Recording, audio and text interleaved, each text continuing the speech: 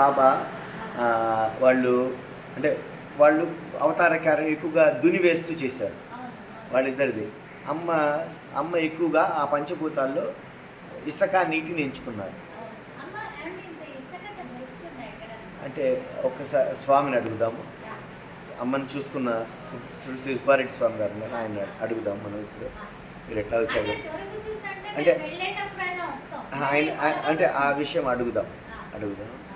అంటే అట్లా అమ్మ ఏంటంటే ఇక్కడికి వచ్చిన వాళ్ళ ఒక్క ముక్కలో అసలు కాంతమ్మ ఏం చేస్తారు అని ఒక్క ముక్కలో అడిగితే, ఇక్కడికి వచ్చిన వాళ్ళని ఇసుక నీళ్లు కలిపి కడిగి వాళ్ళ కర్మ తీయడం అమ్మ పని.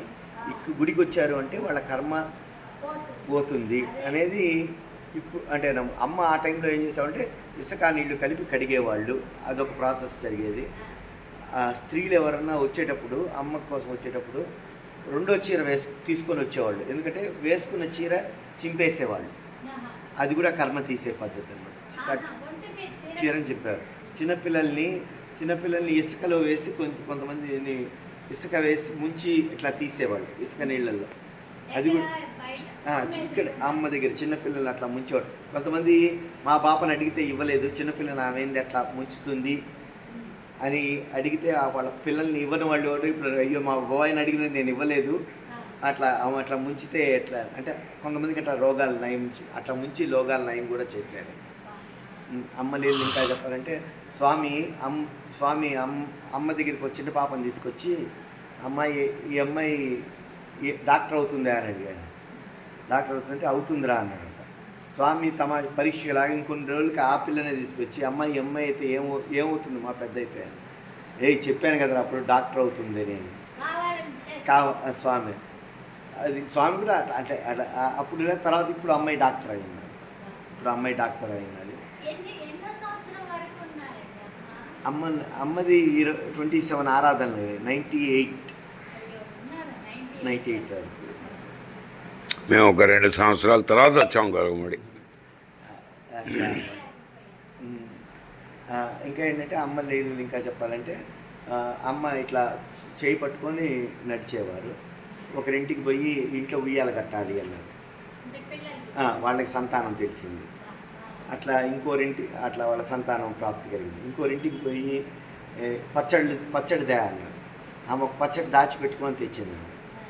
దాచిపెట్టి ఇది కాదే దాచిపెట్టిన పచ్చడి దావే లంజా అని చెప్పి తిట్టి తెప్పించారు. అంటే వాళ్ళు చేసే వాళ్ళ తిట్లు అన్నీ వాళ్ళు అంటే చాలామంది అవధూతలు నేను గమనిస్తే వాళ్ళు బూతులు తిట్టడం కొట్టడం చూస్తున్నాం. అంటే వాళ్ళు తిట్టినా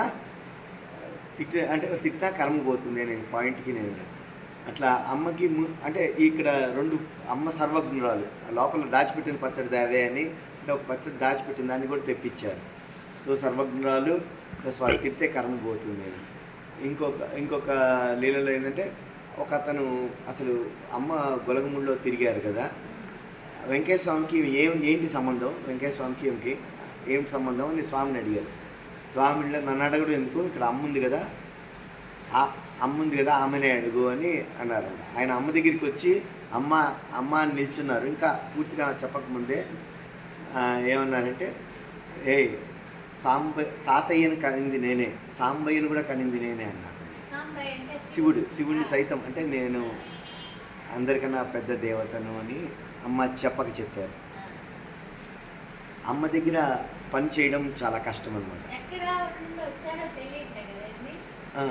అంటే ఇక్కడ అంటే మనం యోగుల మూలాలు వాటిని గురించి వాటి వల్ల లాభాలు లేవు. అంటే ఇప్పుడు నేను కొన్ని చోట్ల గమనిస్తున్నాను, దేవుడికి కూడా కులాలు అంట కడతారు కదా. అంటే ఇప్పుడు అట్లా.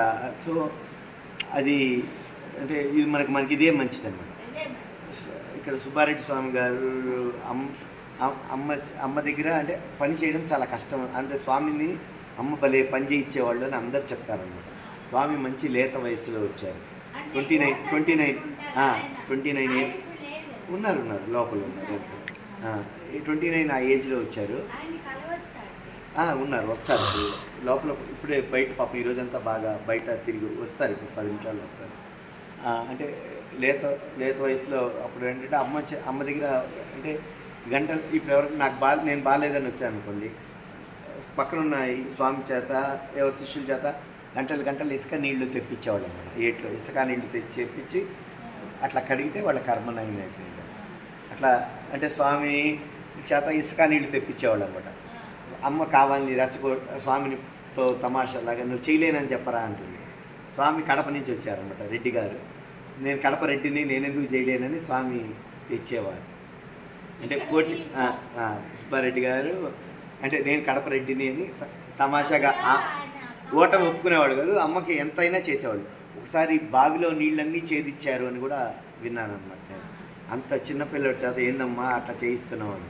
అంటే స్వామికి ఇవ్వాలనుకున్నది అమ్మకి తెలుసు కాబట్టి ఇట్లా బావిలో నీళ్ళన్నీ కూడా ఛేదించారు. ఒకరు అంటే ఇట్లా లాగించడం కూడా చేయించి స్వామి చేత భలే చేస్తారు స్వామి. దాంతో ఇప్పుడు కూడా మేము పోటీ పడి పని చేయలేము అన్నమాట, అంత బాగా చేస్తారు. ఇక్కడ ఒక రాయికి 10 రాళ్ళే అట్లా అన్నమాట. అంటే ఒక రాయి పెట్టడానికి అయ్యే ఖర్చుకి స్వామి 10 రాళ్ళు పెట్టిచ్చేస్తారు. ఆయన 5 పెడతారు, మిగతా వాడు చచ్చినట్టు 4 పెట్టాల్సి వస్తుంది. అంత పని చేస్తారు స్వామి.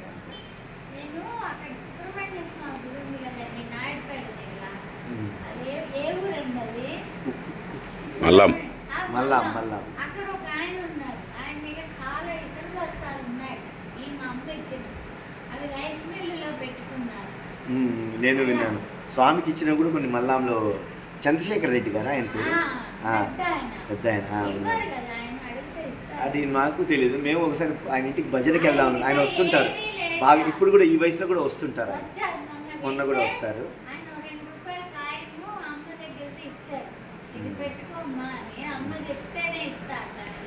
ఆయన దగ్గర రైస్ మిల్, ఆయనకి ఏమీ లేట.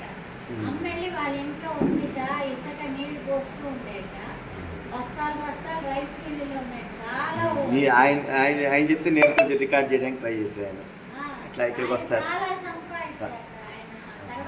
విన్నాను ఆయన ఇంట్లో. మేము కూడా ఒకసారి భజనకన్నా ఇట్లా వెళ్ళి చూసొద్దామని ఒక ఐడియా ఉంది. పెద్ద స్వామి గారు అనుమతి తీసుకొని మేము వెళ్తాము, స్వామితో పాటు వెళ్తాం. వాళ్ళ ఇంట్లో భజన చేసినట్టు ఉంటుంది. ఆ ఊర్లో అందరినీ పోగు చేసి అమ్మ భక్తులను ఒకసారి లేదు వెళ్ళలేదు. కానీ ఆయన ఇప్పుడు కూడా వస్తుంటారు. ఈ వయసులో ఒక ఆటో తీసుకొని ఇట్లా వచ్చేస్తారు.